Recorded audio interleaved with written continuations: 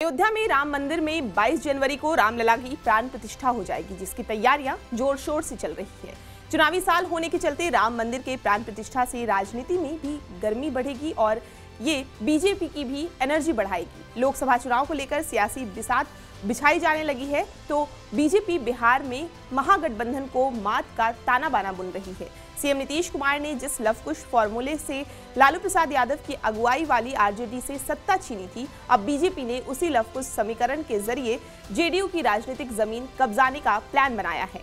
नीतीश ने जिसे सामाजिक न्याय का रंग दिया था, बीजेपी ने उसे हिंदुत्व के स्वरूप में ढालकर जेडीयू के साथ खेला करने की स्ट्रैटेजी बनाई है। नमस्कार, मैं हूं मैत्री और स्वागत है आपका टीवी9 बिहार झारखंड में। बिहार में बीजेपी 2 जनवरी से लवकुश यात्रा निकाल रही है। सबके सिया सबके राम स्लोगन के साथ निकालने वाली इस रथ यात्रा की शुरुआत पटना स्थित भाजपा कार्यालय में होगी। इसकी घोषणा करते हुए भाजपा के प्रदेश उपाध्यक्ष सरोज रंजन पटेल ने गुरुवार को कहा कि 2 जनवरी को इस रथ यात्रा को प्रदेश अध्यक्ष सम्राट चौधरी हरी झंडी दिखाकर रवाना करेंगे। उन्होंने कहा कि 500 साल के लंबे संघर्ष और कई लोगों के बलिदान के बाद भगवान श्री राम भव्य मंदिर में पहुंच रहे हैं। आज लवकुश समाज कृतज्ञता व्यक्त करने के लिए इस रथ यात्रा का आयोजन कर रही है। ये रथ यात्रा बिहार के सभी 38 जिलों से होते हुए बक्सर के रास्ते अयोध्या पहुंचेगी।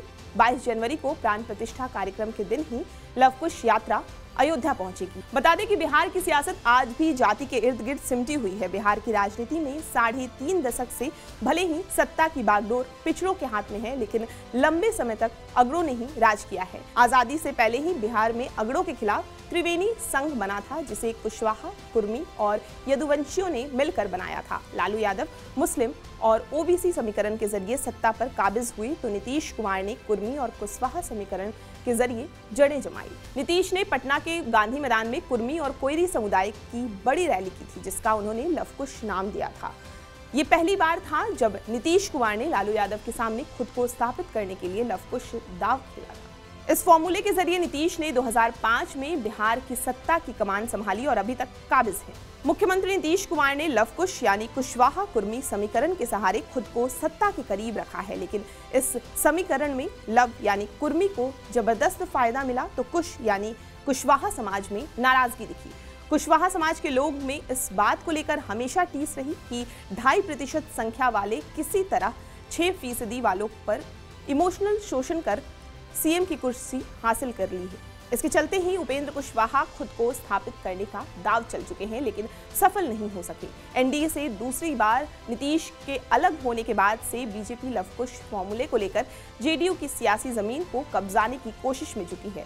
इसके चलते ही कुशवाहा समुदाय से आने वाले सम्राट चौधरी को बीजेपी ने प्रदेश अध्यक्ष की कमान सौंपी तो नीतीश ने राइट हैंड माने जाने वाले कुर्मी समाज के आने वाले आरसीपी सिंह को अपने साथ जोड़ा। बीजेपी बिहार में लवकुश फॉर्मूले को जमीन पर उतारने के लिए लगातार प्रयास कर रही है और अब अयोध्या में राम मंदिर का निर्माण हो रहा है तो लवकुश फॉर्मूले को हिंदुत्व से जोड़ने का प्लान बनाया। भगवान राम के 2 पुत्र थे, एक पुत्र का नाम लव और दूसरे का कुश था। कोयरी समाज खुद को भगवान राम के पुत्र कुश के वंशज होने का दावा करते हैं, जबकि कुर्मी समुदाय खुद को कुश के भाई लव के वंश के होने की बात करते हैं। ऐसे में अयोध्या में जब राम मंदिर बनकर तैयार हो रहा है और रामलला अपने गर्भगृह में विराजमान होने जा रहे हैं तो बिहार बीजेपी लवकुश यात्रा निकालकर सियासी समीकरण दुरुस्त करने का दांव चल रही है। बीजेपी की लवकुश यात्रा सीधे सीधे नीतीश कुमार के वोट बैंक में सेंधमारी के लिए निकाले जाने वाली मानी जा रही है। बीजेपी की लवकुश यात्रा सीधे सीधे नीतीश कुमार के वोट बैंक में सेंधमारी के लिए निकाले जाने वाली मानी जा रही है। बीजेपी अयोध्या मंदिर के उद्घाटन के पहले बिहार को राममय करने की रणनीति के तहत लवकुश रथ के सहारे सबके सिया सबके राम स्लोगन के साथ अपने वोट बैंक को आक्रामक बनाएगी, साथ ही साथ नए वोट बैंक भी तैयार करेगी। वैसे भाजपा का मूल निशाना नीतीश कुमार के वोट बैंक को साधना है। बीजेपी के प्रदेश अध्यक्ष सम्राट चौधरी के करीबी और प्रदेश भाजपा के उपाध्यक्ष सरोज रंजन पटेल इस लवकुश यात्रा के मुख्य सारथी बनेंगे। पटेल एक खास रणनीति के तहत कहते भी हैं कि 500 साल के लंबे संघर्ष और कई लोगों के बलिदान के बाद भगवान राम भव्य मंदिर में पहुंच रहे हैं। आज लवकुश समाज कृतज्ञता व्यक्त करने के लिए इस रथ यात्रा का आयोजन कर रही है।